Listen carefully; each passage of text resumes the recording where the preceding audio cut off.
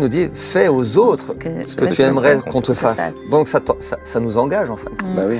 Et une fois qu'on fonctionne comme ça, enfin je trouve que ça c'est une clé, pour moi en tout cas c'est une clé, c'est de se dire même quand je suis dans mon truc, je sais m'arrêter maintenant parce que je me dis ce qui est important là, c'est mon épouse qui est en face. Et si elle a besoin de moi, si elle a besoin de discuter, si elle a besoin que je fasse quelque chose, alors je vais en faire ma priorité pour qu'elle se sente aimée tout simplement. La parole de Dieu nous montre que deux ne vont ensemble à moins qu'ils ne s'accordent. Alors, le processus ou le principe d'accord est primordial et indispensable. C'est même d'ailleurs la base des relations. Mais qu'en est-il des conflits? Comment les gérer au sein du couple? C'est une question vraiment très capitale. Recevons plus de lumière dans cette vidéo. Bon visionnage. Bon silence vaut mieux que mauvaise dispute.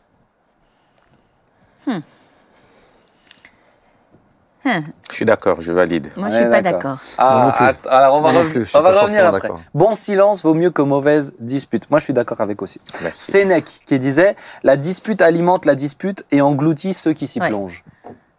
Le faire aiguise le faire, en fait, finalement. Ouais. La dispute engendre. La dispute. On est d'accord avec ça? Donc, c'est pas bien de se disputer. Voilà. D'où bon silence. D'où bon silence. Oui, voilà. mais jusqu'à quand? Toi, t'es malin. Hein. Toi, t'es malin. Ensuite, on a alors Jean de La Fontaine. Je l'aime bien, celle-là. La dispute est d'un grand secours. Sans elle, on dormirait toujours.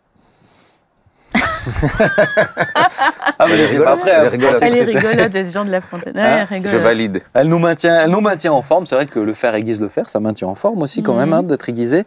Et puis, une dispute est la plus longue distance entre deux points de vue. Et ça, c'est une citation anonyme. Une dispute est la plus longue distance entre deux points de vue. C'est trop loin. Oui, parce que quelque part, ici, le compromis peut rassembler les gens. Voilà. Je ne valide pas. Laquelle tu préfères, Claude? J'aime bien le bon silence. Le bon silence. Proverbe russe, toi. Voilà. Nathalie, c'est laquelle t'as préférée? Tu peux les répéter, non? Je vois que la mémoire a un certain âge. Excusez-moi de mon âge. Avance quand même. Hein. Et Jérémy, toi, c'est laquelle qui J'ai oublié aussi les... Bravo. Fait combien? 2, 3, non, j'en ai fait 4, seulement 4, tu vois. Non, je dirais plutôt la troisième. La troisième, Jean de La Fontaine. Ouais. Ouais, moi aussi, c'est ma préférée. La dispute est un grand secours, sans elle, on dormirait toujours. Elle est rigolote. Oui, moi non, c'est pas ça. Bon alors, ma question, c'est peut-être... on va commencer comme ça, on va commencer avec Nathalie. Nathalie, toi, tu nous as dit, j'ai jamais eu de conflit avec Guy. C'est ce que tu nous as dit, tu confirmes devant la caméra, enregistré, Guy pourrait témoigner. Ça sonne, mon téléphone sonne. Je crois que c'est Guy. C'est Guy. Tu dis... Ça serait intéressant de l'écouter. Tu dis que t'as jamais eu de conflit. Écoute, tu disais qu'il y a des conflits silencieux aussi. Parce qu'on a parlé en off avant l'émission. Écoute, aussi loin que je pense, on n'a pas eu de conflit. Dans le sens, alors qu'est-ce qu'on entend par conflit? C'est ce que j'allais dire, je parle de dispute. Je parle pas de point de vue opposé, parce que des fois les points de vue opposés entraînent. On s'est jamais fait la tête l'un vis-à-vis de l'autre, parce qu'on est des personnes, on n'ose pas facilement la voix. C'est-à-dire se mettre en colère pour Guy, c'est rarissime, et moi je n'aime pas ça. Je pense un élément important, vous êtes mariée à quel âge? Oui, alors très bonne remarque, parce que moi je me suis mariée à 40 ans et Guy il avait 50 ans. Ce qui... change quand même. J'allais en parler. Le fer était déjà aiguisé. Justement, vu mon caractère avant la conversion, je sais que peut-être je serais arrivée aujourd'hui à plusieurs divorces. Parce que je voulais avoir raison à tout prix. T'es invivable, quoi. Je pense que j'étais pas invivable et j'aimais contrôler les choses. J'aimais contrôler les choses. Moi aussi, t'étais invivable alors. Moi, t'aurais été invivable. J'étais célibataire longtemps, c'est peut-être à cause de ça, tu vois. Donc, j'étais un peu une fille de tête, quoi. Mariage 40 ans et 50 ans. Bon, mais ça, je pense que ça aide aussi. Mais honnêtement, même, c'est quand même très impressionnant. Enfin, je pense que même notre entourage, parce que la maman de Guy qui habite à côté de nous, elle pourrait en témoigner, tu vois. Et je sais, au fond de moi, que on part déjà du principe qu'on a envie de faire plaisir à l'autre mutuellement. Que notre désir, c'est rendre l'autre heureux, tu vois. Déjà, on part de ce principe-là. Guy, il a fait une promesse à Dieu pour son deuxième mariage, comme quoi il changerait vraiment de comportement. Et ça veut dire quoi, changer de comportement? C'est qu'il serait présent, mais pour me faire du bien, tu vois. Et moi, inversement, Dieu a beaucoup travaillé mon cœur, mon caractère, avant que je me marie. Et comme dit Guy avec beaucoup d'humour, t'as attendu 10 ans entre la conversion et mon mariage, parce qu'il a fallu ces 10 ans pour me préparer au mariage. Ah, bah, c'est ça. Mais tu as raison, le fait de se marier tard. Alors certains, là on en a parlé aussi avant l'émission, mais on prend des mauvaises habitudes quand on se marie tard. Ben, oui, non, en fait, ça dépend. C'est ça. Ça dépend parce que... Mais tu vois, pour moi, par exemple, quand tu es plus âgé, quand tu as un peu plus de maturité, il y a des choses où tu relativises tout de suite. Mais tu n'as pas besoin de quelqu'un pour... Pour nous, l'essentiel des conversations, par exemple, ne va pas du tout être le même essentiel pour un jeune couple. Nous, on va pas pinailler pour des détails, tu vois. Ouais, c'est ça. Une femme s'accroche beaucoup aux détails. Moi, j'avoue que maintenant, le détail, je m'en fiche complètement. Ouais. C'est vraiment pas un sujet de débat pour moi. Ouais, et d'ailleurs, si vous visitez leur maison, elle est... Elle est simplissime. En dessous. Détail, rien de... Non, c'est pas vrai. On va commencer à des travaux, nous, c'est bien. C'est pour ça qu'on nous a jamais invité à manger. Mais il n'empêche que quand même, c'est quand même impressionnant. Pourquoi je dis ça? Parce que au-delà de l'âge, au moment où tu te maries, dans ta vie, tu as des périodes plus ou moins où tu es bien, ou plus ou moins tu vas bien. Tu as des hauts, tu as des bas, tu as des moments de tristesse, des moments de doute. Il y a quand même plein d'éléments qui sont un peu comme des ingrédients où si tu les gères bien ou mal, ça peut être explosif. Moi, je sais que si Guy a une période difficile, parce que soit il est fatigué ou autre, il se renferme comme dans une grotte. Ouais. C'est ça son tempérament. Ben, je ne vais pas le déranger dans sa grotte. Je le laisse courir dans sa grotte. C'est un peu les hommes. Les hommes sont un peu comme ça. Ouais, on a besoin d'être de temps en temps dans sa grotte. Enfin, d'accord. Alors qu'une femme qui peut-être aurait tendance à se dire « Ah, mais il ne m'aime plus parce qu'il se met dans son coin. » C'est clairement ça. Donc, elle va chercher. Et là, il ne faut surtout pas chercher, en fait. Ouais. Je pense que c'est important de bien connaître en fait, comment l'homme réagit. Tu sais, il y a ce fameux spectacle qui s'appelait Les femmes viennent de Mars et les hommes de Vénus. Non, c'est le contraire. C'est le contraire. Les femmes viennent de Vénus. Il y a beaucoup de choses vraies. Mars. Et quand tu te renseignes sur ça, que tu t'informes et que tu respectes certains moments, alors là, tu peux dire que le silence peut être bénéfique, effectivement, mais il ne faut pas le laisser non plus longtemps, le silence. Parce que chez une femme, ça s'envenime. Ouais. Elle n'arrive pas. Elle est rangée de l'intérieur. Ouais, elle est rangée de l'intérieur et là, ça peut être pire. Non, mais c'est vrai. Bon, voilà. Une femme Elle n'arrive pas. C'est vrai. La femme arrive moins bien à garder le silence que l'homme. Elle a plus ce besoin d'exprimer. On a besoin de retour. On a besoin que notre mari fasse des retours. Voilà, je vais me faire flageller sur les commentaires. Alors, il y a des exceptions, certes. Oui, mais je parle de généralité. On ne peut pas traiter le sujet en parlant que des exceptions. D'ailleurs, les internautes, vous qui nous suivez, chers amis, souvent, tu sais, ils prennent... On partage des trucs, là, puis ils disent « Ouais, non, mais chez moi, mais je sais bien qu'il y a des exceptions. » Mais oui, heureusement. Claude. Oui. Comment ça va avec ta femme? Ah ben ça va très bien, ça va très bien. Vraiment, on espère en tout cas. Parce que si tu dis le contraire là, voilà, on est bien embêté. Là, c'est enregistré. Claire, non, mais elle a l'air très heureuse. Vraiment, moi j'ai déjà beaucoup de grâce, on va pas dire chance, de tomber sur une femme qui est douce et qui est gentille. Moi, c'est ce que j'allais dire. Quand on voit Claire, parce que je la connais pas très très bien, mais dès qu'on la voit, c'est la douceur. Donc moi, j'ai envie de dire celle que j'aurais dû faire venir sur le plateau, c'est plus celle que toi, parce que je pense que... Et je confirme, ma femme, c'est vraiment une grâce qu'elle a reçue. Elle est à la maison comme elle est à l'extérieur. Est-ce qu'elle se fâche? Oui. Mais est-ce qu'elle se fâche en douceur? Oui. C'est ça. Je peux pas rentrer dans les détails, mais je suis obligé de... Oui. Mais parce que tu as des gens, on te dit, il s'est énervé, tu n'arrives pas à l'imaginer, tu as l'impression qu'il oh là là, tu as l'impression qu'il est à 100%. Ça, c'est vraiment... Moi, j'ai 3 petits points, si vous me permettez de les sortir. La première chose, et tu l'as très bien dit, tu as dit les disputes dans le couple ne sont pas toujours liées aux tensions et relations. Ouais. Tu as dit c'est aussi lié finalement aux saisons, c'est-à-dire la réalité. Je me lève mal aujourd'hui ou j'ai passé une journée compliquée, je rentre le soir et j'ai envie de parler à personne ou bien je vais manifester ou exprimer réellement ma journée, ma colère, mon désarroi envers l'autre finalement qui va subir une réalité de ce que j'ai porté dans la journée.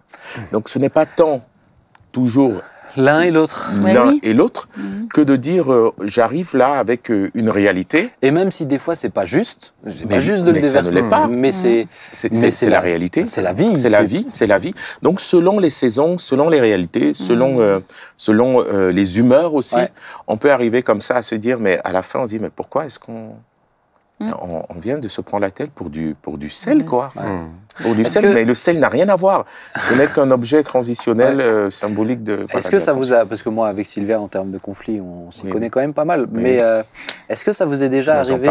Tu nous en parleras. Ah, moi, j'ai de quoi dire. Oui. Mais ça, parce que nous on est têtus, hein, vraiment. Mais je peux dire elle et moi, vraiment. Plus elle que moi quand même. Mais, non, on est tous les deux, mais on a changé. Dieu merci, on a changé, on revient de loin. Mais ce que je veux dire, c'est que des fois on s'est disputé.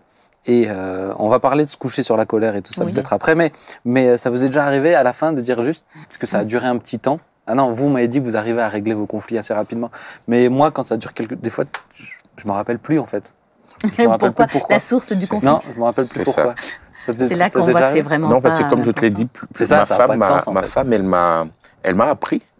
Elle m'a appris à Claire, elle dort pas en colère ou fâchée, quoi. Elle peut pas. Du coup, voilà, à mes dépens, je l'ai appris les premiers jours, les premières semaines du mariage, et par la grâce de Dieu, je m'y suis fait. De dire, voilà, on va parler. Il vaut mieux le résoudre quand même assez tôt pour pouvoir dormir. Voilà. Et mais ça, toi, tu m'as dit que tu peux dormir. Pardon, moi, j'ai le sommeil facile. Ouais. J'ai le sommeil facile. Je voudrais revenir sur le deuxième point. Vas-y. Le deuxième point, c'était de dire, les enfants, même si le couple va bien, l'arrivée d'enfants devient une autre dimension qui peut devenir une source de conflit aussi. Parce que chacun projette finalement sur ses enfants ce qu'il est ou ce qu'il veut être ou ce qu'il ne veut plus devenir ou ce qu'il veut devenir. Il aurait pu, il aurait dû. Et du coup, l'arrivée, on en a 4 et on s'est exercé là dans la réalité de dire mais les enfants peuvent devenir une source de conflit dans un couple. Ouais, parce que même on peut oublier l'autre au profit des enfants. Au profit des enfants. Ça arrive très souvent. Et les enfants peuvent créer le conflit. Ouais. Entre papa et maman, les enfants peuvent venir là, oui, papa, oui, maman a dit ça. Donc là aussi, l'éducation. Pas forcément la même. Ah ouais. Et le... Mais ça m'intéresse. Oui, on va peut-être. Mais Nathalie, c'est beau en même temps que tu n'as pas eu de conflit, mais du coup, c'est facile. Du coup. Ouais, tu nous diras. Mais c'est quoi un peu les qu'est-ce qui provoque les conflits chez toi et Claire? Qu'est-ce qui provoque là? Oh là là. Allez, dis-nous. Provoquer. On ne le dira pas. Comme ça. Ah non, mais provoquer, il y a tellement. Non, mais est-ce qu'il y a des thématiques plus régulières que d'autres? Est-ce que c'est plus les enfants? Est-ce que c'est plus toi qui provoque le conflit? Ou parce que tu n'es pas assez présent à la maison, par exemple. Non, je suis un bon seigneur, je vais dire moi, toujours moi, tu vois. Mais pas le... Je peux dire aujourd'hui, c'était mon troisième point. Comme ça, j'ai pas de détails. Sincèrement, sinon je te l'aurais dit. Si ça me vient, je t'en parlerai. Mais mon troisième point, et là, c'est réellement la saison par laquelle je suis, et je suis sincère quand je le dis, on a appris après 14 ans, il faut prévenir et anticiper le conflit, quoi. Pas résoudre. Ouais. Parce que quand il est là, des fois, j'ai envie de dire, c'est trop tard. Parce qu'il est là et ça prend beaucoup d'énergie. Et c'est fatigant. C'est fatigant. À mon âge aujourd'hui, avec la petite sagesse que Dieu nous a donnée, j'anticipe, je préviens. Ah oui.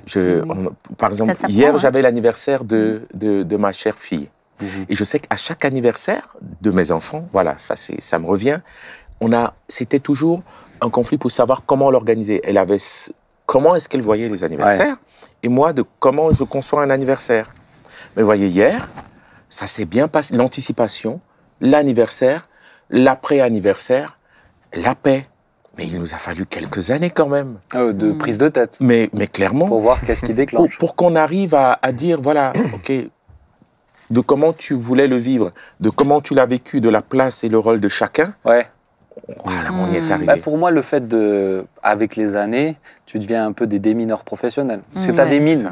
Et tu es obligé les mines, elles sont les potentielles explosions, elles sont là. Faut les survenir. C'est beau. Tu vois c'est beau. Là, au jour où on est en train d'enregistrer, là, moi, je suis avec mon épouse, en plein déménagement, en pleine organisation. Mais un déménagement, par exemple, ça peut être une grosse mine parce que tu as plein de trucs. C'est beaucoup de changements. Hein. Tu as beaucoup de fatigue, beaucoup de changements en plus. Tu as plein de choix à faire en même temps, des trucs tout bêtes. Mais on met quelle couleur à tel truc et moi j'ai besoin que tu me donnes la réponse parce qu'il faut que j'aille le chercher et puis mais décide-toi, mais je sais pas. En fait, ça se passe très bien, heureusement, ce déménagement. Mais on en a eu 2 ou 3 avant, tu vois, pour savoir que tu peux te prendre des gros conflits, des trucs tout bêtes en fait. Jérém. Yes. Parce que Hélène, elle est tranquille aussi. Bah, c'est une crème. Oh. Je veux dire, Hélène, elle est juste, elle aussi, elle est juste exceptionnelle. Ouais, elle s'est aussi mariée tard. Pareil. Mais est-ce que vous avez déjà eu des conflits? Conflits, non. De disputes? Non. Non, on n'a jamais eu de dispute, hein, honnêtement. Mais c'est quoi ces gens? Sauf que... J'ai invité les mauvais sur cette émission. Ce qu'il y a, c'est qu'on a... Ou les bons plutôt, on va vous dire pourquoi. Mais vas-y, on va partir, on va les laisser faire. On a quelque chose, je trouve, qui est aussi, moi je trouve important. On parlait de déminer ou d'anticiper les choses. C'est de pouvoir parler, quoi, tout simplement. C'est beau. Souvent, on attend le conflit ou la difficulté pour discuter ensemble dans un couple, alors que ça devrait être un mode de fonctionnement, d'arriver à se dire, ok, on se prend tous les jours, parce que des fois la vie, on travaille tous, c'est la course. Mais d'arriver à se dire, on se prend un temps où on se pose, on discute ensemble. C'est intéressant. Est-ce qu'avec vos 2 épouses qui sont infirmières, vous arrivez à faire ça? Elles ont un rythme de vie qui est particulier quand même. Ah ouais. Nous, on se force à ça. Alors moi, honnêtement, je ne suis pas le meilleur dans ça. Ouais. Moi, je suis assez dans ma grotte, dans mon truc. Quand j'ai quelque chose en tête, j'y vais et puis j'oublie tout le reste. Et je sais qu'Hélène, vu qu'elle est hyper sensible à ça, à discuter, elle me ramène toujours et du coup, je comprends que c'est important. Et je sais que c'est important parce qu'on le vit, parce que c'était pas mes habitudes à moi, mais donc du coup, ça me permet vraiment de me rendre compte que c'est hyper important. Et là, dans ces discussions-là, on ne discute pas que de la pluie et du beau temps, on discute de choses profondes, de notre fonctionnement, de notre amour l'un pour l'autre, de nos valeurs, de nos objectifs, de nos désirs, des enfants, de la maison, du travail. Enfin, voilà, on discute de choses profondes, ce qui nous permet vraiment de réaliser aussi dans quel état, je dirais ça comme ça, qui sont quel des état moments où est, tu est l'autre désamorces, en fin de compte. Parce que souvent, nous, on est concentrés sur ce qu'on vit nous. Voilà, moi, j'ai ma journée, mais elle, c'est pareil de son côté. Donc, si à un moment donné, moi-même, je ne réalise pas dans quelle situation elle se trouve, autant émotionnelle, fatigue ou autre, je me rends pas compte qu'elle en peut plus, qu'elle est fatiguée, et qu'elle risque justement d'être un petit peu... Alors, à moi de me dire, elle est fatiguée, chérie, installe-toi, je fais à manger. Ça peut paraître tout bête, mais ça va éviter énormément de conflits. Parce que, justement, comme la Bible nous le dit, alors souvent je reprends les gens parce que la Bible dit ne fais pas aux autres ce qu'on n'aimerait pas qu'on te fasse. Mais la Bible nous dit pas ça. La Bible nous dit fais aux autres ce que tu aimerais qu'on te fasse. Donc ça nous engage en fin de compte. Et une fois qu'on fonctionne comme ça, enfin je trouve que ça c'est une clé, pour moi en tout cas c'est une clé, c'est de se dire même quand je suis dans mon truc, je sais m'arrêter maintenant parce que je me dis ce qui est important là, c'est mon épouse qui est en face. Et si elle a besoin de moi, si elle a besoin de discuter, si elle a besoin que je fasse quelque chose, alors je vais en faire ma priorité pour qu'elle se sente aimée, tout simplement. Alors moi j'ai une question. Comment vous faites, alors on va peut-être partir sur Nathalie, comment je suppose des fois, parce que avant tu disais, on a le droit de ne pas être d'accord. Être pas d'accord, c'est pas un conflit. C'est un désaccord. C'est un désaccord. Mais comment vous faites, peut-être un conseil pour ceux qui nous suivent, pour que le désaccord ne s'envenime pas en conflit? Par exemple, j'en sais rien, il y a quelqu'un qui t'a fatigué plus que tout, tu exprimes à ton cher mari à quel point il t'insupporte, ce jeune pasteur qui travaille à la PO et qui est là tout le temps. Qui est barbu, tu sais. Qui est barbu, là, vraiment, tu lui exprimes. Et lui, il n'est pas d'accord parce qu'il le trouve tellement gentil, cet homme. Vraiment, il a totalement raison. Mais comment vous faites? Parce que pour moi, ça, c'est un bon exemple. Une personne, tu sais, une personne que tu revois souvent et où l'autre, il est peut-être excessif, ou toi, tu essayes de le calmer, mais ce qu'il a envie, c'est pas que tu le calmes, c'est que tu l'écoutes. En fait, c'est ça, souvent, la femme, elle a besoin d'exprimer. Comment vous faites pour que vos désaccords ne deviennent pas des disputes? Alors, déjà, comme je pense, ce type de désaccord n'est pas essentiel à notre vie. Donc déjà, Guy, dans sa bonté légendaire et sa bienveillance, il va forcément m'orienter. Pas loin. Il va forcément m'orienter vers le fait que qu'est-ce que Jésus dirait, quoi? Qu'est-ce qu'il ferait aussi à notre place? Et comme mais ça t'énerve pas, ça? Mais là, on a tout dit. Mais non, parce que j'aime Jésus. Non, mais d'accord. Moi ma femme, elle aime Jésus. Ah, mais si elle est énervée contre quelqu'un, tu vois, elle a juste un trop-plein qu'elle a besoin d'exprimer. Mais alors, je lui dis qu'est-ce que Jésus dirait. Il y a peut-être un autre problème derrière. C'est qu'une femme, si sa réserve d'amour est comblée, elle sera moins dans le désir de la confrontation. Par exemple... Intéressant. Oui. Ça, je l'ai vraiment expérimenté aussi avec des sœurs en discutant avec elles. C'est-à-dire qu'une sœur, si par exemple son langage d'amour, c'est les moments de qualité et qu'elle ne voit pas beaucoup son mari, eh bien n'importe quoi va être un sujet de dispute. Parce que sa réserve d'amour n'est pas remplie. Par contre, là, tu prends l'exemple, voilà, on n'est pas d'accord sur une personne qui vient nous visiter. Moi, je te prends l'exemple de quelqu'un qui... la source du conflit, c'est pas le mari, c'est pas l'épouse. C'est quelqu'un d'extérieur. C'est l'extérieur. Oui. Le mari, il est là pour faire tampon, quoi, pour décharger. Et souvent, l'extérieur peut aussi venir être animé ou alimenter le conflit à l'intérieur d'un couple qui semble bien fonctionner. Je vais prendre un exemple qui nous est arrivé, un exemple typique. Bon, on a eu dans une même journée plein de visites qui se sont... les gens viennent chez nous, alors ils ne s'annoncent pas, et moi, nous, on trouve ça très bien, mais tu as un projet, tu avais projeté de faire quelque chose dans ta journée. Et ça, c'est ce genre de truc, moi, en général, ça me... encore une nouvelle visite. Bon, on reste là. Encore... Donc, dans ta journée, tout est foutu. Tout ce que tu avais programmé est foutu. Ça me ronge de l'intérieur, en général. Et Guy, il me connaît. Alors, il me regarde, il fait... Tu vois, il me fait des petits signaux comme ça. Et puis, il me dit, mais ma chérie, t'es libre, hein, tu peux aussi quitter et aller faire tes affaires. Et puis, tu reviens. En fait, il me laisse une grande souplesse. Ouais. Il n'a pas d'exigence vis-à-vis de ça. Et ça m'aide aussi énormément. Je me sens libre de quitter la table, par exemple, d'aller faire ce que j'avais à faire et de revenir, tu vois. Est-ce que tu peux donner le numéro de téléphone de Guy? Parce que je pense qu'il y en a beaucoup qui aimeraient lui téléphoner. Vous allez avoir plein de visites. On va voir si ça tient. Si ça tient choc sur une semaine de visite. Mais lui aussi, des fois, il a des moments énervés, tu vois. Mais quelqu'un qui... J'en sais rien, Nathalie. Il y a déjà quelqu'un qui t'a énervé ou tu as eu besoin de l'exprimer? Ah, voilà. Tu l'as dit. Je l'ai dit. Tu l'as dit à Guy. Et comment il l'a géré, Guy? Alors, il me fait, oui, t'as raison. Dans le fond, t'as absolument raison. C'est ça qui marche pour éviter les conflits. Mais il le dit sincèrement. Il le dit sincèrement, tu vois. Il me comprend, en fait. T'as raison. Voilà, ça résume l'émission, en fin de compte. C'est ta raison. D'ailleurs, il y a une boutade, mais c'est vrai. Tu peux pas avoir la paix et avoir raison en même temps, tu vois. C'est ça. Mais c'est ça, hein. Mais je pense qu'il y a un point, quand même, dans l'homme, homme-femme, je veux dire, hein. L'être humain, quoi. L'être humain, c'est l'orgueil. Ouais, c'est l'orgueil. L'orgueil nous emmène souvent à tenir tête, à dire non, j'ai raison. Mais quand on s'humilie un petit peu et quand on y réfléchit un peu plus profondément, il y a des moments où on se dit non, j'ai tort. Mais je pense que c'est une des clés essentielles pour résoudre le conflit. C'est que ça tourne pas à propos de moi. C'est à propos de nous. C'est à propos de... C'est pas si essentiel à la vie, quoi. Ça, je pense que c'est très important. Bien, moi, j'ai quelque chose que je dis très souvent, mais c'est pas grave. Et finalement, quand tu prends du recul, c'est vraiment pas grave, en fait. Alors maintenant, sur la gestion du conflit, parce que du coup, ça, on en a parlé en off, mais je trouve que c'est intéressant de l'aborder. L'homme et la femme fonctionnent différemment. Tu as parlé de l'homme qui a besoin d'être dans sa grotte. Moi, je dois dire que j'ai besoin de m'isoler pour redescendre. Et puis prier, et puis me laisser inspirer par le Seigneur pour avoir les bons mots. Parce que si c'est mes mots à moi, je peux être cassant. Donc, mais Sylvia, par exemple, ou beaucoup d'autres, énormément d'autres, c'est plus propre à la femme, a besoin de parler, d'exprimer. On l'a dit en rigolant tout à l'heure, mais quand il y a un conflit, de besoin de réexpliquer ce qui s'est passé, de raconter comme si on n'était pas présent dans la scène alors qu'on fait partie des acteurs principaux du film. Et puis de redonner les détails. Mais toi, tu as dit ça, que tu as dit que... Alors, ma question, et d'ailleurs dans ce dialogue-là, avec Sylvia, on a beaucoup appris en ces temps, il y a beaucoup de choses qu'il ne faut pas dire. Oui. C'est beaucoup de... Moi, j'ai eu l'impression que, par exemple, c'est pas tu m'as dit, tu veux que. C'est l'impression. C'est l'impression, c'est le ressenti, c'est cette phrase qui dit entre ce que je veux dire, ce que je dis vraiment, ce que tu entends et ce que tu as compris, et il y a tout un monde. Mais je pense que, du coup, ces deux fonctionnements-là, ça les amorce, comment on fait pour et que l'un soit comblé et que l'autre soit comblé aussi?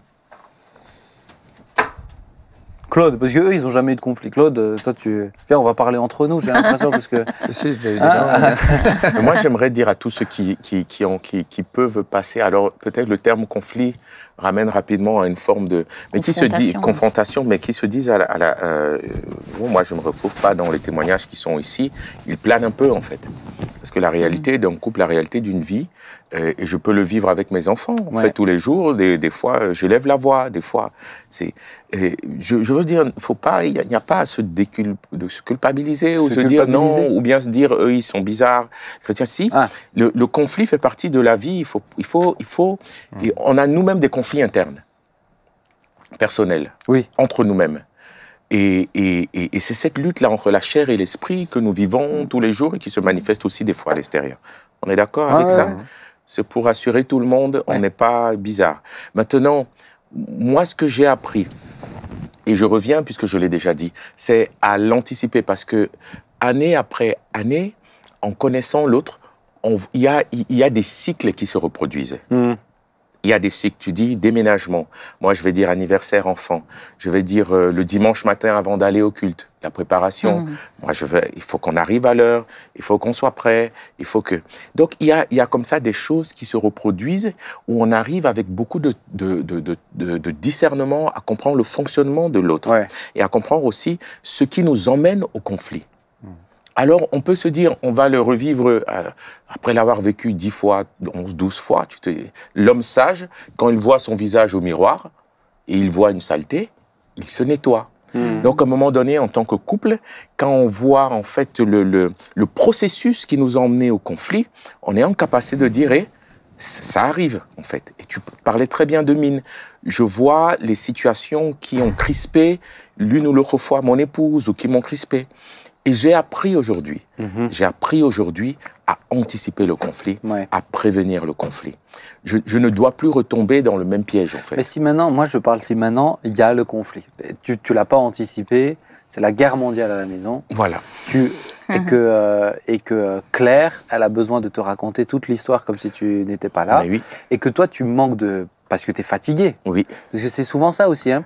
Tu sais, avec le temps, des fois, on dit enfin, la Bible dit le faire aiguise le faire. On est d'accord avec ça. C'est Proverbe. J'ai plus la référence, mais c'est un proverbe de mémoire. On mettra la description. Ou Ecclésiaste. Ouais, je sais plus. Un des deux. Mais des fois, j'ai l'impression que le fer est émoussé. C'est qu'il y a plus de, il y a plus de ressort. Il y a plus de, tu vois, des couples qui se sont battus pendant 10 ans, et qui essayent de reconstruire. Ça devient compliqué. Le moindre petit mot fait écho à tout un tas de choses. Donc, d'où l'importance du pardon et tout.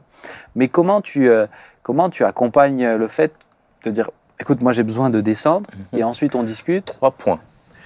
Discuter avec ma femme. Mais vraiment discuter. C'est impressionnant. Dans sa tête, j'ai l'impression qu'il a un plan systématiquement. Il a que des classeurs, c'est ça. La première chose, on ne se dispute pas devant les enfants. Ça, c'est très important. Bien. Ça, c'est quelque chose qu'on a, très important. qu'on a toujours. On ne se dispute pas devant les enfants. Mais ça va ça doit se régler ce soir, parce qu'on dort pas avec le conflit. Parce que le matin, ce n'est plus le même conflit, en fait. Le matin, ça devient c'est un tsunami. Hier soir, c'était un peu d'eau. Mais le matin, quand on se lève, si tu laisses l'eau du robinet couler, au début, il faut juste éponger. Mais le lendemain, il faut appeler les pompiers. Surtout que la femme, elle n'oublie pas. C'est vrai? La femme, elle n'oublie pas. Tu vois, par exemple, moi, je peux donner un... il oublie. Après, justement, regarde, moi, je peux vous donner un exemple. Je sais que, par exemple, à plusieurs reprises, alors il y a des conflits qu'on a réglés le soir, mais d'autres le matin. Des conflits où je sais que le soir, Sylvie, elle va avoir besoin de parler, de tout revenir. Et ça va, pour la connaître. Durer des heures. Alors maintenant, elle a énormément changé. Mais au début, on s'est mariés jeunes, donc d'où le fait que, voilà. Mais ça servait strictement à rien. Ça servait vraiment inefficace. Je l'ai expérimenté des centaines de fois, inefficace. Et moi, je sais que le matin, je me suis endormi, je suis reposé aussi, parce que la fatigue peut t'empêcher de prendre du recul. C'est un élément accélérateur. Et je me suis reposé, j'ai pris même du temps avec le Seigneur. Je sors de mon moment avec le Seigneur, je la prends dans mes bras, je dis chérie, ça sert à rien. Viens, on arrête. Et combien de conflits sont réglés comme ça? Alors souvent, elle en a réglé elle aussi, je dois dire. Mais combien de conflits sont réglés comme ça? Parce que pour le coup, le fait d'avoir dormi m'a juste reposé, m'a fait du bien, j'ai eu mon temps avec le Seigneur. C'était très bien. Donc, voilà, c'était une petite parenthèse. Après, je trouve qu'il y a un élément qui est aussi important, c'est on a tous vécu dans une famille, on était tous enfants, Et on a vu aussi nos parents fonctionner. Ça, c'est vrai. Et des fois, on n'a pas forcément eu les meilleurs exemples devant nous. Et donc, automatiquement, on a été impacté dans notre façon de vivre, notamment notre couple. Et je crois que sur ça, on a besoin vraiment de mettre les choses à plat et des fois même de se faire aider. Parce que selon les familles, je veux dire, moi, j'ai vécu dans une famille à l'extérieur, tout le monde pensait que c'était beau, mais à l'intérieur, c'était autre chose. Et du coup, on n'a pas appris, en fin de compte. On ne sait pas faire. Enfin, voilà. Et c'est fou comment, tu vois, tu l'identifies pas. Bah, moi, je peux le dire, parce que papa et maman l'ont souvent témoigné. C'était très compliqué. Il y a des scènes qui s'oublient pas. Mais c'est fou comment, pourtant, tu as grandi, tu es devenu adulte, tu as ta femme.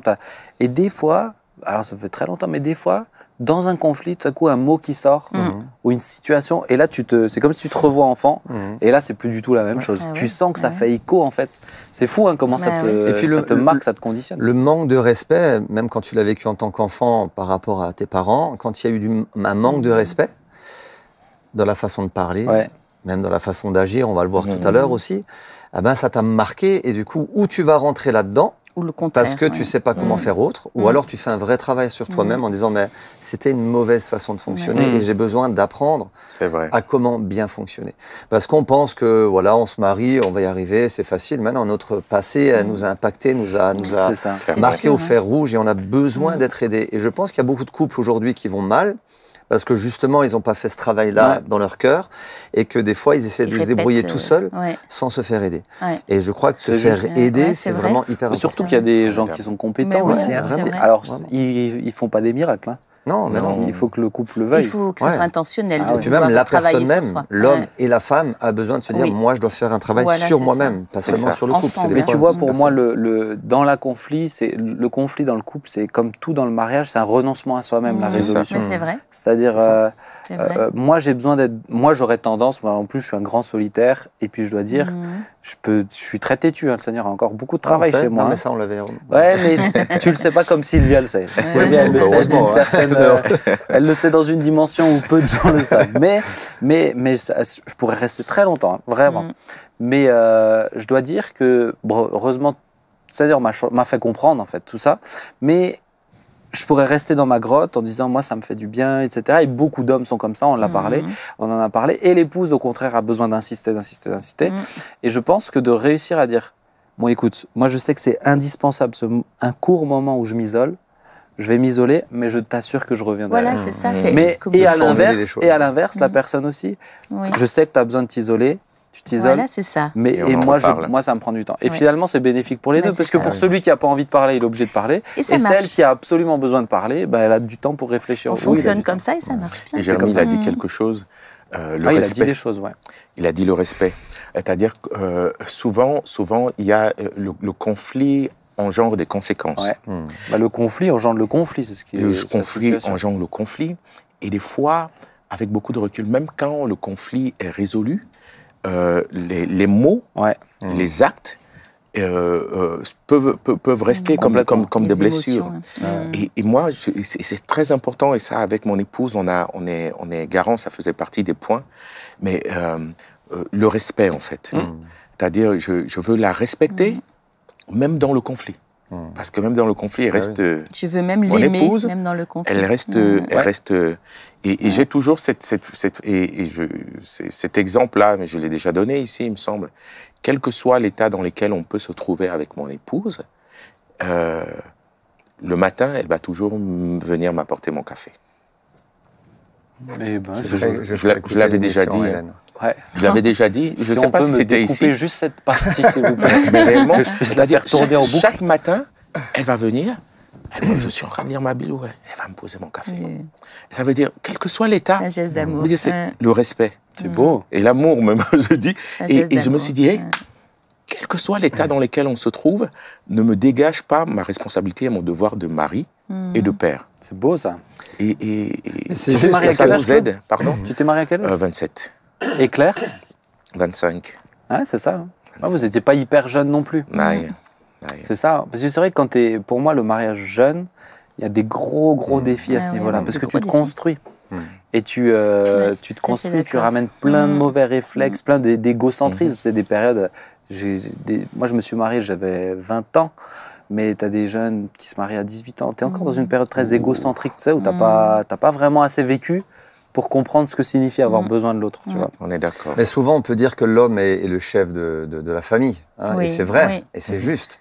Mais quand on regarde bibliquement ce qui est dit, c'est que, bien sûr, on dit souvent la femme doit être soumise à son mari. Ok, on à la maison, elle gère beaucoup de choses. Hein. Mais je trouve que l'homme a une... Tu peux le redire, s'il te plaît? Que la femme doit être soumise à son mari, avec beaucoup de joie. Cette partie aussi. Mais ce qui est dit à l'homme, c'est le mari doit aimer sa femme comme Christ a aimé l'Église. Et je me dis, mais quand on réfléchit à tout ce que Christ a fait pour l'Église, je veux dire, nous-mêmes, en tant qu'hommes, et là je parle aux hommes, nous, ça nous engage bien plus encore à aimer notre épouse. Et quand Claude disait ça tout à l'heure par rapport à ce geste d'affection et de respect et d'amour, juste à poser un café, mais ça montre que Claude aussi aime sa femme et qu'il y a du respect.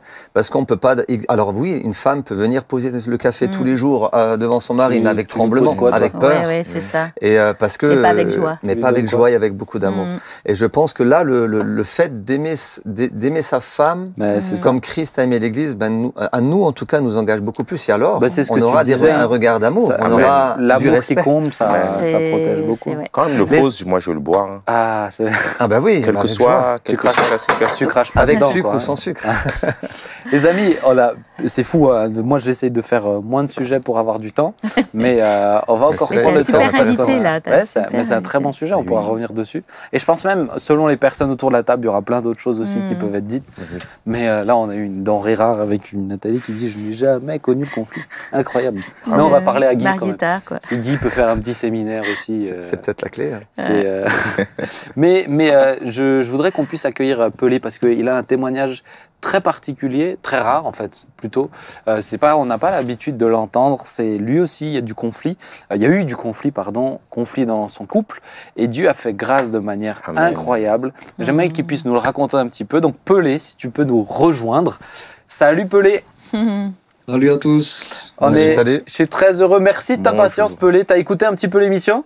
J'ai écouté, il y a des points qui sont revenus, que j'ai vécu vraiment. Ouais. Ah bah justement, on va pouvoir l'aborder. Alors peut-être pour vous présenter Pelé qui est membre de l'église de Beau Soleil chez le pasteur Stéphane Caddy, Christian Caddy. Vous avez déjà vu Christian ici, vous avez déjà vu son fils également. En tout cas, c'est vraiment une église merveilleuse. Si vous êtes sur la Côte d'Azur, je vous encourage à aller à cette église Beau Soleil. C'est vraiment des frères en Christ, des frères et sœurs extraordinaires qui aiment le Seigneur, qui annonce l'évangile et puis qui voit la main de Dieu se manifester. Et puis Pelé, toi tu es le responsable de toute la vidéo aussi dans l'église. Et puis voilà, je voulais commencer avec toi. J'ai eu la chance d'être dans le sud il y a quelques temps. Et puis on a discuté un petit peu, échangé. Et avant que j'oublie, j'aimerais tout de suite te préciser, ton histoire, elle sera plus amplement racontée. En décembre, elle sera diffusée sur EMCI TV. Et puis il y a Stéphane Caddy qui sera là, il y a ton épouse. Donc là, on va vous donner l'eau à la bouche, on va entendre son histoire, mais vous allez avoir un reportage sur EMCI TV que je salue d'ailleurs aussi au passage. Alors, Pelé, moi je voulais savoir comment ça a commencé. Peut-être dis-nous un petit peu, depuis combien de temps tu es marié avec ton épouse, comment elle s'appelle, dis-nous tout. Alors, je suis marié avec Dolores. Ça a été une très belle rencontre. Je l'ai rencontrée dans un mariage. Et puis bon, j'ai eu le coup de foudre tout de suite. Et puis on a attendu plusieurs années. On a vécu une relation entre guillemets chaste parce que chez nous, bon, moi je viens du peuple gitan espagnol. Et chez nous, il y a certaines coutumes et certaines traditions. Donc on a vécu avant le mariage, une relation chaste. Et puis ensuite, on s'est mariés.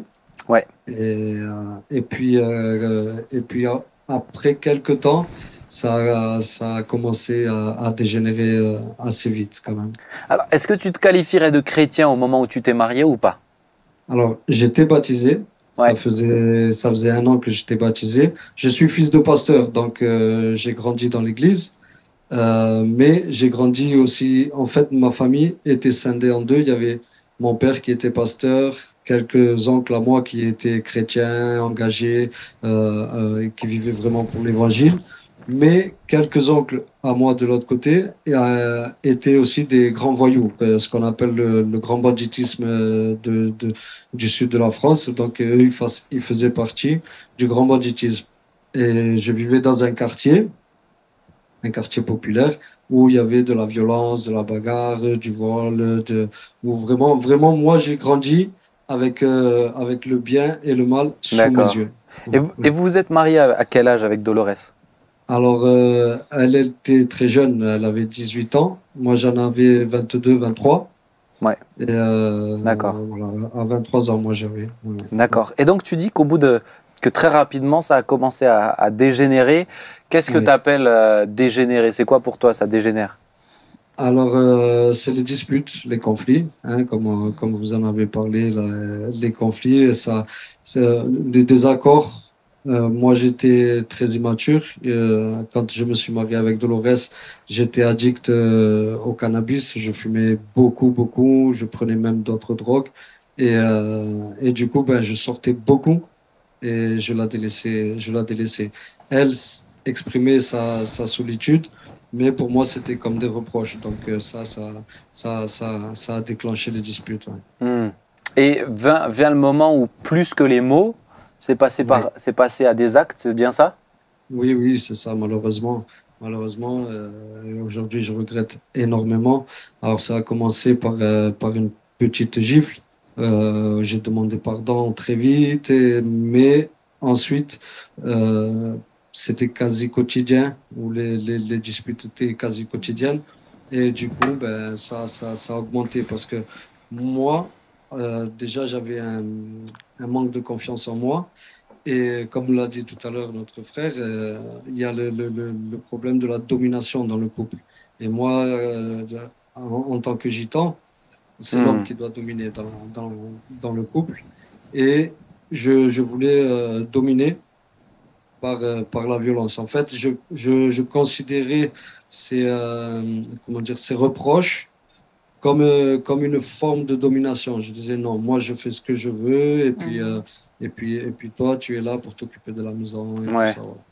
Et, à un moment donné, donc tu dis ça a commencé par une gifle, mais est-ce que c'est devenu quotidien, habituel dans tes disputes, au lieu de répondre par des mots, tu réponds par des coups? Comment s'est passé un peu le processus, tu vois? Alors voilà, c'est ça. Ça commence par des mots.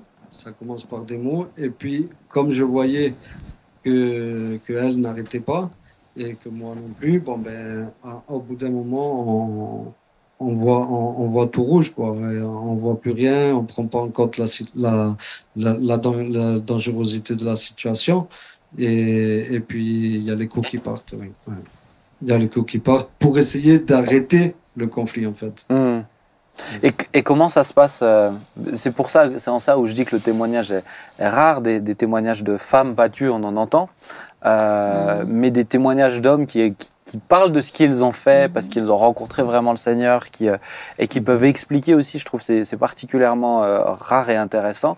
Qu'est-ce qui se passe après, quand tu es l'homme, tu as battu ta femme? Qu'est-ce qui se passe après dans ta tête, dans ton cœur? Après ça, on se sent vraiment comme le plus grand des lâches. On se sent comme un moins que rien. On pleure, bon, moi ça m'est arrivé, on pleure tous les larmes de son corps quand on est tout seul dehors, parce que bah, du coup il faut partir du foyer, il faut partir de la maison, et on se dit qu'on recommencera plus. On recommencera plus, mais c'est un sentiment très négatif. Je dirais même c'est de l'autodestruction parce qu'on se fait du mal à soi-même. Mais c'est ça moi que je me dis, tu vois, c'est gravissime, mais dans un élan de colère, avec tous les éléments qui sont appropriés, et qu'une baffe, la première, elle sorte, elle te met cette baffe que tu mets à ta femme, ça te la met à toi aussi. En fait, t'es choqué. Et c'est ce que tu dis, on recommencera plus. Ma question c'est ça, c'est comment on fait pour passer d'un acte isolé à un comportement habituel comme résolution de conflit?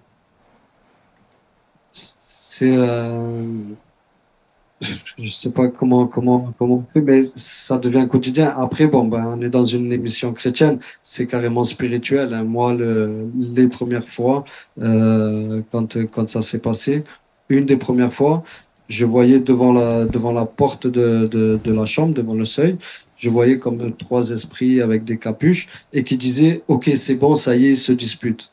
Voilà. Et puis on rentre dans une spirale de violence, dans une spirale où on n'arrive pas à communiquer. Et malheureusement, ben, il y a que ça. Il y a que ça. Ou la séparation. Ouais. Mais ouais, il y a que ça. Mais tu vois, pour moi, je trouve que c'est intéressant de remarquer le fait qu'il disait, mais à chaque fois qu'on finit, tu te dis, je recommencerai plus jamais. Mais ça suffit pas. Quand même. On recommence quand même, parce que ça fait partie en fait du modèle qu'on essaye de trouver ou qu'on a eu ou qu'on a vu en fait. C'est peut-être la question que je voudrais te poser. Pelé, est-ce que dans ton enfance, toi, il y avait de la violence aussi comme ça ou pas? Oui, pas chez mon père et ma mère, parce que mon père était pasteur, mais chez nous, quand je dis chez nous, c'est chez le peuple gitan.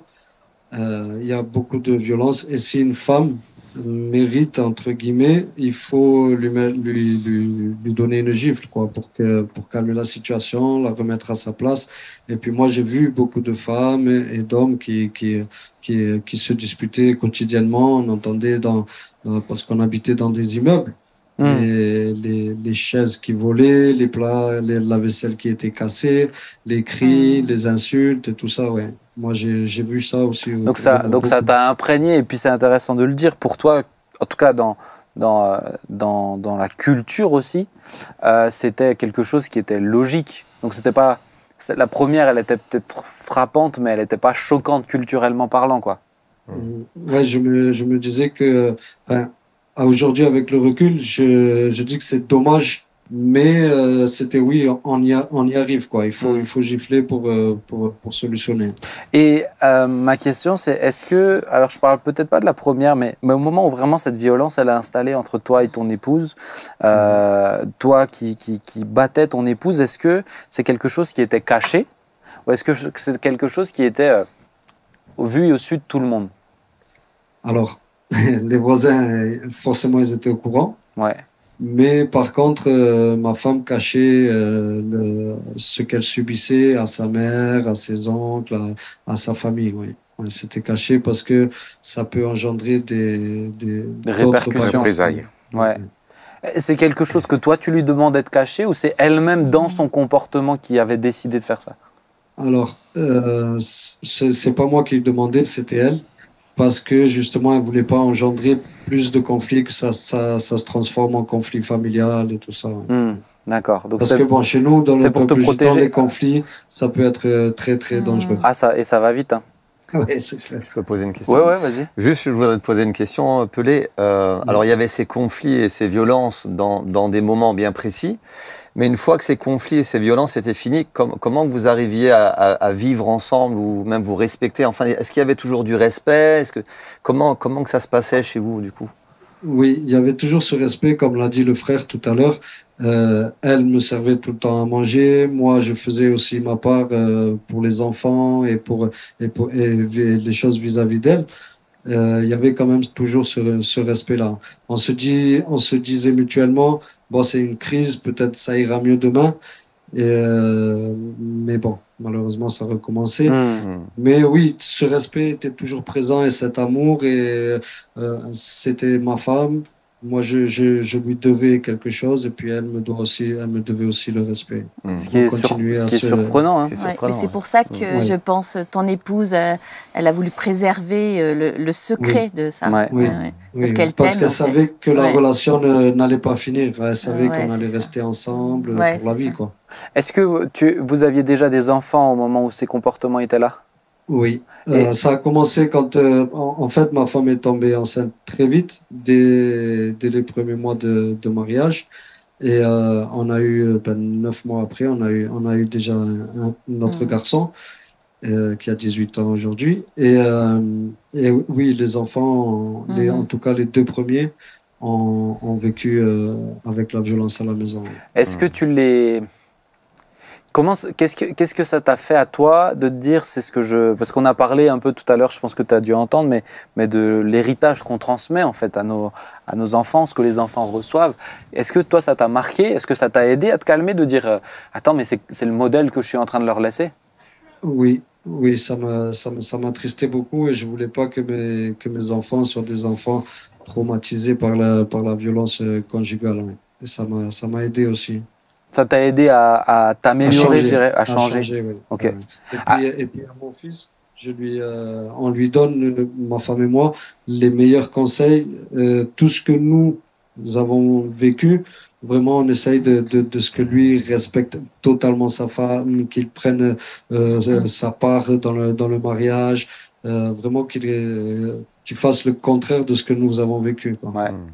Mais ce qui est difficile, c'est juste de se dire, peu importe l'exemple que tu as eu, tire-en des leçons, mais c'est très difficile de faire l'opposé de ce qu'on t'a toujours montré, c'est contre-intuitif.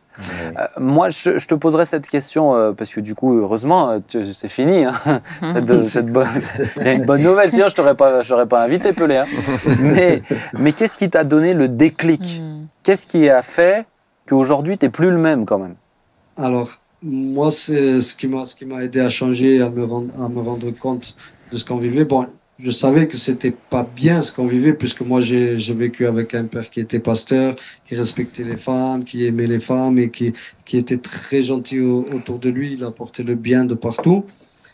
Mais c'est quand j'ai rencontré Stéphane Kadji que j'ai compris qu'en fait, ma femme avait besoin de guérison et que moi, j'avais besoin que tous mes raisonnements, ce qui m'avait construit, ce qui avait fait ce que j'étais, devait tomber. Voilà. J'étais en prière et puis le Seigneur m'a révélé, il m'a dit, Pelé, tes raisonnements doivent tomber. Amen. J'ai dit, ok, Seigneur. Et quelques minutes après, il y a une dame qui est notre mère spirituelle à ma femme et moi. Elle rentre à la maison et puis on discute et tout ça. Et elle me dit, Pelé, tu sais, je te dis de la part du Seigneur, tes raisonnements doivent tomber. Donc, après qu'elle soit partie, je me suis remis en prière et puis j'ai dit à Seigneur, voilà, je me remets à toi, délivre-moi de ces raisonnements. Et puis là, j'ai senti vraiment quelque chose qui a été arraché de moi. Wow. Et là, j'ai senti vraiment la liberté. Et ensuite, il y avait le processus de reconstruction, de brisement pour arriver maintenant à être ce que Dieu voulait que je sois. Je trouve ça hyper intéressant de voir aussi le cheminement, parce qu'on se dit, quand on arrive, combien de temps ce comportement a duré? Combien de temps tu battais ta femme, tout simplement, jusqu'à ce que vraiment tu as eu la révélation? Ouais, on va dire 9 ans.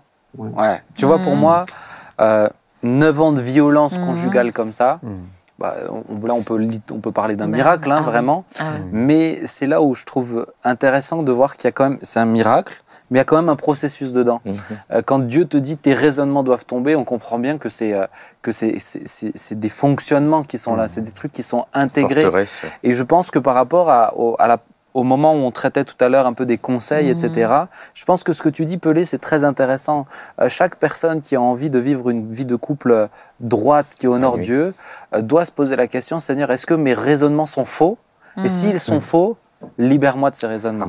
Parce qu'on ne les voit plus, en fait, on est aveuglé. C'est ça.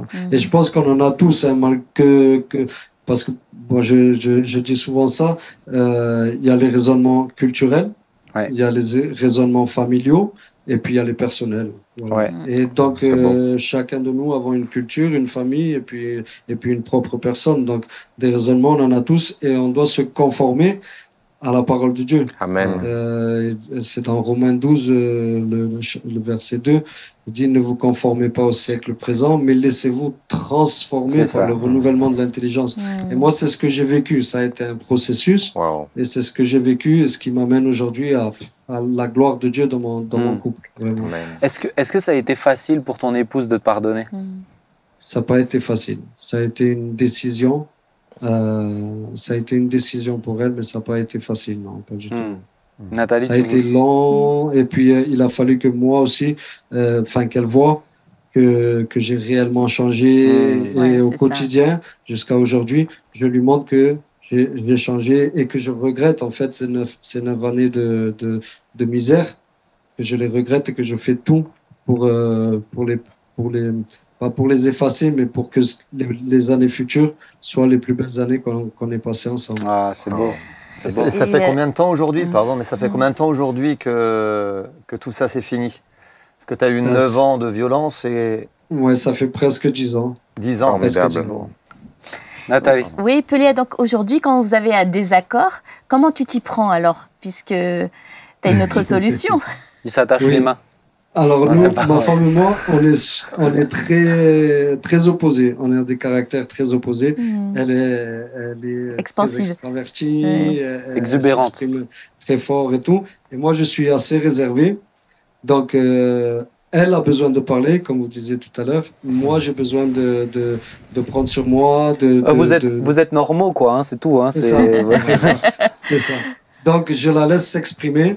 Même si parfois elle est en colère contre moi, la dernière dispute, elle me disait plein de choses, mais et mon fils me disait, bon papa, allez, viens, on va faire un tour. Je dis non, laisse-la. Elle a besoin de vider son sac, il n'y a pas de souci.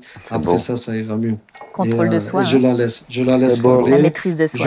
J'analyse aussi vraiment où est ma faute, qu'est-ce que c'est qui a pu la blesser, quel est son besoin. Alors, j'essaye d'amener une solution, mais je la laisse se défouler. Moi, je prends sur moi-même, je prends un temps de recul. Et puis ensuite, j'amène la solution, en tout cas que j'ai trouvée. Ouvrier de paix. Pour oublier. Mais c'est là où, pour moi, c'est surnaturel de se dire, tu as pris tellement de mauvaises habitudes en résolvant par les coups, ce qui est quand même beaucoup plus facile. Enfin, quand tu es dedans, tu es installé, beaucoup plus facile que de prendre sur soi. La paix, c'est toujours la paix est plus difficile qu'entretenir le conflit. Mais est-ce que aujourd'hui, il y a des, je le dirais comme ça, est-ce que tu sens que, parce que tu as parlé d'une dimension spirituelle, je pense que s'il y a bien un terrain où le diable aime attaquer, c'est aussi dans les couples, parce qu'en détruisant un couple, il détruit une famille, il détruit un enfant, il détruit beaucoup de conceptions aussi de ce que la Bible veut. Mais est-ce qu'il y a des moments où toi tu sens, faut que je fasse attention encore là, ou sur mon comportement, où le diable essaye encore de m'amener dans ces raisonnements-là? Est-ce qu'il y a des moments où tu dois être plus vigilant que d'autres? Oui, bien sûr. Après, avant de répondre, j'aimerais, il y a deux choses. Il y a les raisonnements qui doivent tomber, le renouvellement de l'intelligence. Parce que moi, dans l'église où j'ai grandi, on n'avait pas ces enseignements-là. Moi, je les ai retrouvés à la Riviera. Donc, c'est l'église de Beau-Soleil. Oui, l'église de Beau-Soleil. Le renouvellement de l'intelligence. Et deuxièmement, pour moi, un des enseignements qui est vital, c'est le brisement. Voilà. Ça veut dire à soi-même. Prendre sur soi.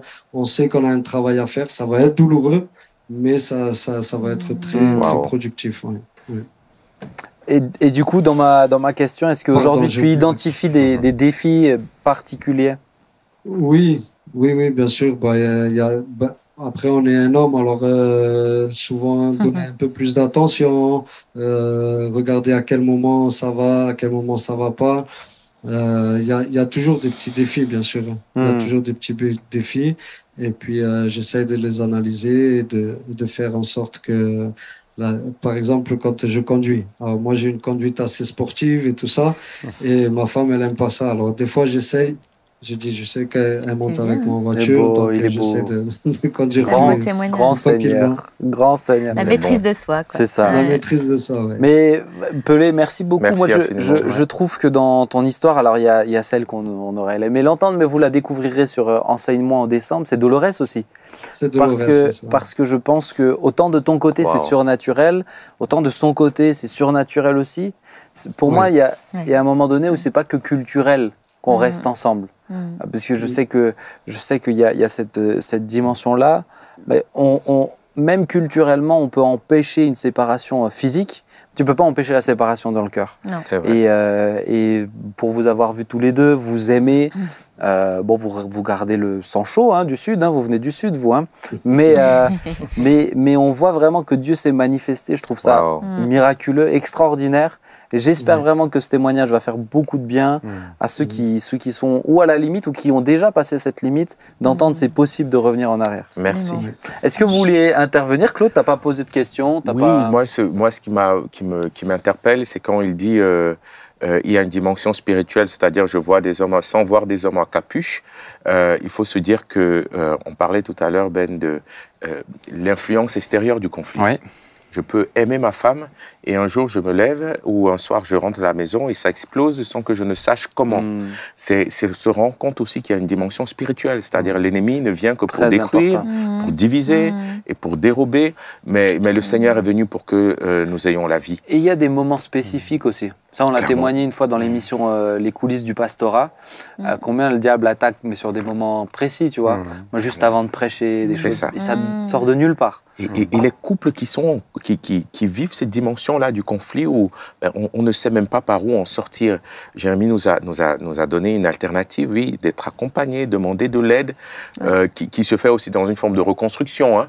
Comment je peux établir des bases pour reconstruire ma famille. N'oublions pas cette dimension spirituelle où le couple doit prier, quoi. C'est ça. Demander la grâce de Dieu, parce que ça devient spirituel et ça devient un mécanisme qui nous enchaîne et qui nous rend esclaves. Je connais, c'est un conseil, alors je dois dire que c'est difficile à appliquer. Ça m'est arrivé quelques fois, mais très difficile quand même. Un couple que je connais qui, avant de discuter pour résoudre le conflit, ils prient ensemble. C'est-à-dire ils sont encore en tension, mais ils décident de s'unir. Et rien que ça pose déjà... c'est beau, hein. De me remettre Jésus à sa place, hein, au centre, c'est ça, au cœur du couple. Au cœur du couple. Pelé, on est ravis de t'avoir. Est-ce que tu voulais dire encore quelque chose? Oui, une petite chose. C'est, comme l'a dit notre frère, la prière. Ma femme a énormément prié pour moi, pour notre couple.